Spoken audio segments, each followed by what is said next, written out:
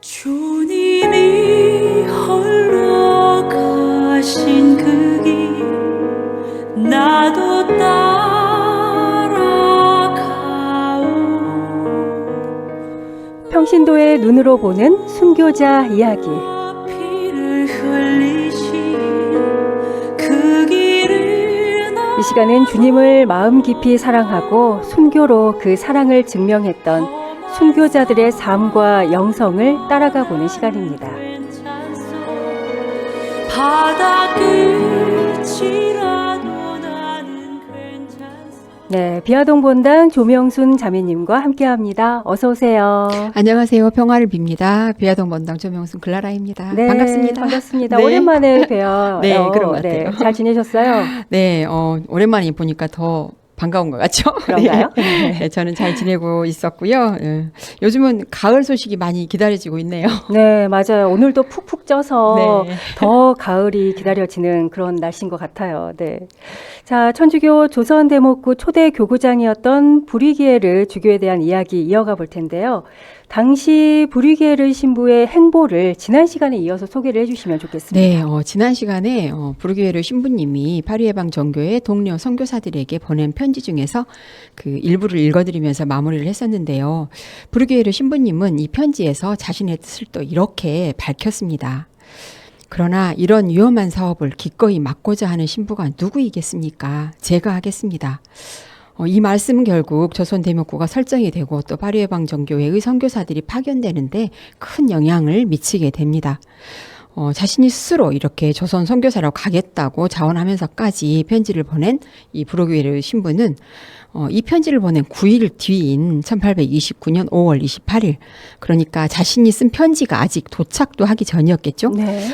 브루게르 신부님은 갑사명의의 주교로서 시암 대목구의 부주교로 임명이 되었고 1829년 6월 29일 성성식을 갖게 됩니다. 네, 주교 성성식을 말씀하시는 거죠? 네, 맞습니다. 브루게르 신부는 이 편지를 쓸 당시에 자신을 이렇게 부주교로 점찍어 두었다는 사실을 이미 알고 있었는데요. 그는 원래 자신이 이렇게 부주교로 선임된 일을 이렇게 마땅찮게 생각하고 주교 성품을 좀 망설이고 있었다고 합니다. 네. 그런데 망설였지만 어찌됐든 주교 성성식을 갖게 됐는데 또 하게 된 이유도 있겠죠. 네. 이렇게 자신이 주교로 서품이 되어서 조선에 나가야 이 조선교구가 설립될 수 있겠다는 사실을 감안을 해가지고 주교품을 수락하고자 했던 것입니다. 네. 그는 그 사실까지도 편지에서 조심스럽게 밝히면서 자신이 주교가 되는 것이 조선 선교사로 가고자 하는 자신의 계획에 전혀 방해가 되지 않고 오히려 이 사제의 신분으로 가는 것보다는 주교의 신분으로 가게 되는 것이 더 폭넓은 고난을 가지게 되기 때문에 더 좋은 일을 많이 할 수 있고 또 합당한 경우에 자신이 이 사제품을 줄 수도 있음을 명시합니다. 조선교회는 필요했었을 거니까요. 네. 그래서 자신이 조선에 선교사로 가고자 하는 이 결의를 뚜렷하게 했던 대목입니다. 네. 그리고 이 주교 성성식을 가진 이후에 또 한 번 조선교회를 위해서 편지를 쓰셨다고요? 네, 브루게르 주교는 1829년 6월 9일 이번에는 이 로마에 포교 성성으로 편지를 보내서 조선에 선교사로 가겠다는 의사를 다시 밝히면서 자신을 조선으로 보내달라고 간청을 합니다. 그리고 또 넉 달 후인 10월 1일 다시 한 번 또 포교 성성에 자신의 결심을 죄하기라는 서한을 보내는데요. 이 서한의 일부 내용입니다.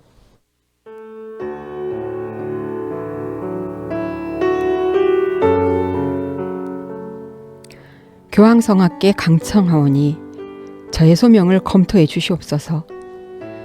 성하께서 이에 동의하시면 제가 그토록 중요한 일을 하기 위하여 출발하도록 명을 내려주십시오.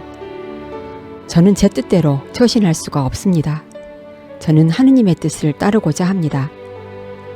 하늘의 명령에 복종하며 그것을 수행하겠습니다.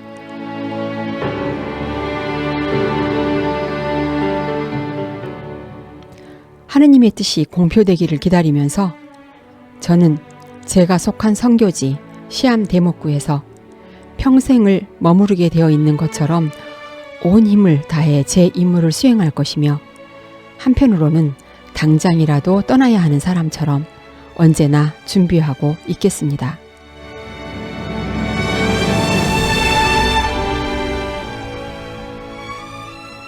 네, 평신도의 눈으로 보는 순교자 이야기 함께하고 계십니다. 그 이후의 이야기도 계속 이어주시죠. 네, 이렇게 조선의 선교사로 가고자 자신의 굳건한 의지를 보였지만 이 조선 대목구 선교사로의 결정은 바로 나지가 않아서요. 주교서품을 받은 다음해인 1830년 조선이 아닌 말레이 반도 서해안에 있는 페낭섬으로 또 파견이 됩니다. 네. 시암 대목구의 부주교로서 이 자신에게 맡겨진 임무를 안수하는 한편으로 이제 자신을 조선의 선교사로 조선의 선교사로 파견해 달라는 교황청의 결정을 간절히 기다리고 있던 부르기에르 주교는 1830년 1월 31일 다시 한번 이 교황청으로 편지를 보내서 자신을 제발 조선으로 파견해 달라고 간청을 합니다. 네. 그보다 먼저 1829년 2월에 이 페낭 신학교로 부임을 한 사스탕 신부도 조선의 불쌍한 신자들에게 관심을 보이고 있었는데요. 그러나 그렇게 이렇게 관심을 보이는 사람들이 있었던 반면에 그들의 뜻에 반대하는 의견들도 적지 않았습니다. 네. 이 파리해방 정교회의 파리 본부에서도 조선 선교지를 가급적 맞지 않으려는 태도를 취하고 있었던 것이었고요. 이렇게 의견이 엇갈리고 있는 상황이었기 때문에 이제는 교황청의 결정에 따라서 이 조선교회의 운명이 정해질 기로에 서 있게 되었습니다. 네. 그러는 사이에 교황청에도 변고가 발생했다고요. 네, 그렇습니다. 1830년 11월 30일 당시의 교황이었던 비오 8세가 건강이 좋지 않아서 이게 선종하시게 되고요. 네. 1831년 2월 2일 이 포교성성 장관이었던 카펠라리 추기경이 그레고리오 16세라는 이름으로 교황으로 선출이 된 것입니다. 이 마침 포교성성 장관으로 선교에 관심이 많았던 카펠라리 추기경은 조선의 신자들이 보냈던 이 편지를 받아보았던 분이었고요. 또 이 문제를 해결하기 위해서 지금까지 파리해방 정교와 교섭을 벌이고 있었고 또 부르기에르 주교가 조선 선교사로 자원하는 편지를 받아서 이렇게 올렸던 분이었습니다. 네. 그런 분이 교황님이 되셨으니까 이 조선의 선교사 파견 문제를 시급하게 해결하고자 합니다. 네, 당시 이 브리게르 주교님의 입장에서는 참 든든하고 큰 힘이 됐었겠어요. 그랬을 것 같습니다. 네. 그러한 노력에 힘입어서 교황 그레고리오 16세는 1831년 9월 9일 역사적인 날이죠. 로마의 성모 마리아 대성전에서 2가지의 소칙서를 반포합니다. 네. 그중 하나는 북경교구에서 완전히 독립된 대목구를 이 조선 왕국에 설치한다는 소칙서였고요. 또 다른 하나는 이 부르기에르 주교를 조선 대목구의 초대 교구장으로 임명한다는 소칙서였습니다. 1784년 이 조선교회가 창설된 지 47년 만의 일이었습니다. 네, 드디어 브리게르 주교님의 뜻이 이제 네. 펼쳐질 때가 왔는데 네. 네, 새로운 단계로 또 조선교회도 들어서게 된 셈이네요. 네, 그렇죠. 그런데 부르기에르 주교의 입국과 관련해서 한 가지 단서 조항이 있었습니다. 네, 그게 뭔가요? 네, 그것은 부르기에르 주교의 입국을 준비하는 임무를 띈 이 중국인 유파치피코 신부를 먼저 파견한다는 내용이었습니다. 이 단서 조항으로 인해서 조선교회의 2번째 선교사로 본래 중국 이름은 여항덕이고요. 조선에 들어올 때는 유방제로 이름을 바꾼 네. 유파치피코 신부가 부르기에르 주교의 입국에 앞서서 1834년에 조선에 입국하게 되는데요. 유파치피코 신부는 주문모 신부가 순교한 후로 이 목자 없던 조선의 조선교회에 33년 만에 입국한 선교사였습니다. 네, 무려 33년 만에 이 땅에 이제 사제가 다시 올 수 있도록 물심양면 노력한 우리 초대 조선 대목구장 브리게르 주교. 그러면 또 언제 어떻게 파리해방 전교회에는 입회했는지도 궁금해요. 네, 이 프랑스 남부에 위치한 카르카선 교구 출신인 이 부르기에르 신부는 원래 교구 대신학교를 졸업하고 1815년 12월 23일에 이 사제사품을 받았습니다. 네. 이후 대신학교에서 교수로 활동하던 중에 이 선교사로서의 소명을 느낀 그는 1825년 9월 17일 파리해방 전교회에 입회를 하게 됩니다.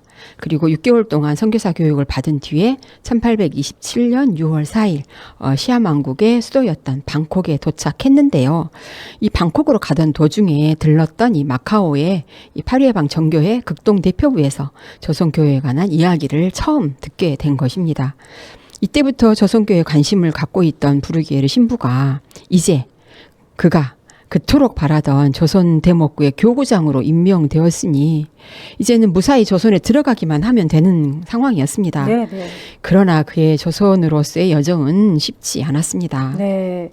사실 조선시대에는 광주에서 서울로 가려만 해도 몇 날 며칠이 걸어서 가야 했잖아요. 네, 그렇죠. 네, 이제 방콕에서 조선 땅까지의 여정 참 쉽지는 않았을 것 같아요. 험난했겠네요. 네, 이 부르기에르 주교는 자신의 새로운 선교지인 조선에 입국하기 위해서 1832년 8월 4일 페낭을 떠납니다. 네. 꿈에 부풀어서 떠났을 텐데요. 네, 네. 이후로 싱가포르, 마닐라, 마카오, 보간, 하이프, 남경, 지게, 태원부, 마가자까지 무려 3년 동안을 온갖 우여곡절을 다 겪게 됩니다. 네. 이 3년이라는 지난한 시간과 여정 안에서 그가 겪은 여러 어려움들을 제가 이 방송에서 일일이 열거하기가 벅차서 이렇게 온갖 우여곡절이라는 두 마디로 요약을 했는데요.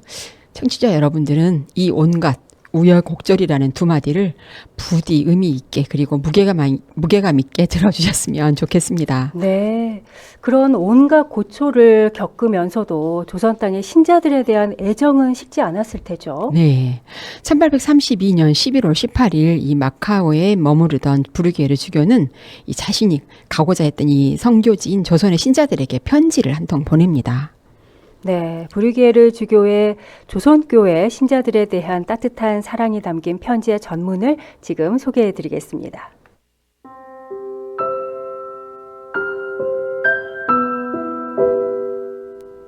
사랑하는 자녀들이여, 여러분의 소원이 이루어졌습니다. 왜냐하면 교황님께서 여러분의 서한을 통해 청한 유럽인 주교를 어떤 중국인과 함께 파견하셨기 때문입니다. 조선에 있는 양들에게 목자가 없다는 소식이 여러분들로부터 우리에게 전해졌을 때 우리는 조국을 떠나 다른 대목구를 맡고 있었으나 교황님께 서한을 올려 빵을 청하는 이들에게 그것을 쪼개어 나누어 줄 사명을 지닌 주교들과 사제들을 파견해 주실 것을 줄곧 청해왔습니다.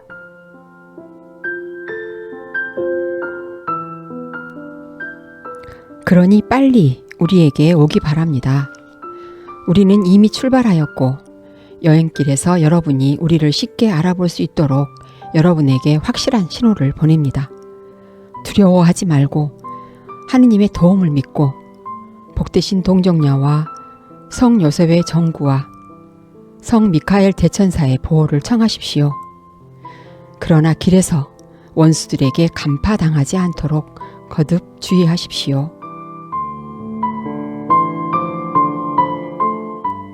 조선 왕국에 도착하면 그곳에서 우리는 죽음에 이르기까지 온 삶을 바칠 것입니다. 그리고 여러분의 위로를 위해 성사를 거행하고 성교회의 경계를 넓혀 나갈 조선인들을 사제로 서품할 것입니다. 이제 우리는 매일 기도 중에 복되신 동정녀와 모든 천사들의 보호에 여러분을 맡깁니다. 하느님께서 여러분에게 축복하시기를.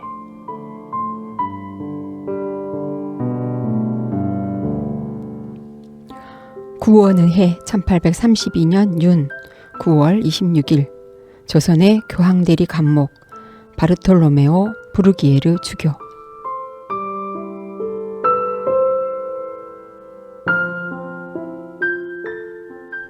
네, 이렇듯 조선교회와 또 신자들에 대한 애정으로 가득 찬 부르기에르 주교가 드디어 조선 땅으로 출발합니다. 네, 많은 우여곡절 끝에 서만자에서 이 조선 의례의 마지막 준비를 완료한 부르기에르 주교는 1835년 10월 7일 조선을 향하여 출발했습니다. 네.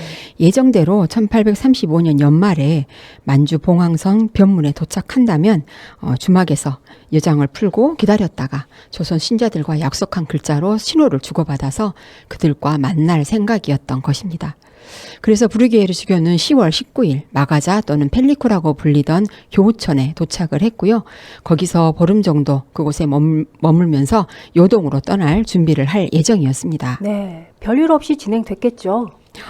네, 그랬으면 얼마나 좋았겠습니까? 네. 이튿날인 1835년 10월 20일 저녁 식사 후 갑작스럽게 찾아온 뇌일혈로 그는 두 손으로 머리를 감싸고 또 고통스러운 비명을 지르면서 침상에 쓰러졌는데요. 그는 프랑스어로 예수, 마리아, 요셉을 부르짖고는 의식을 잃게 됩니다. 네, 어떡해요? 못 깨어나셨어요? 네. 부르기에르 주교는 이 중국인 고신부가 급히 종부선사를 베풀고 난 후 선종하셨는데요. 네.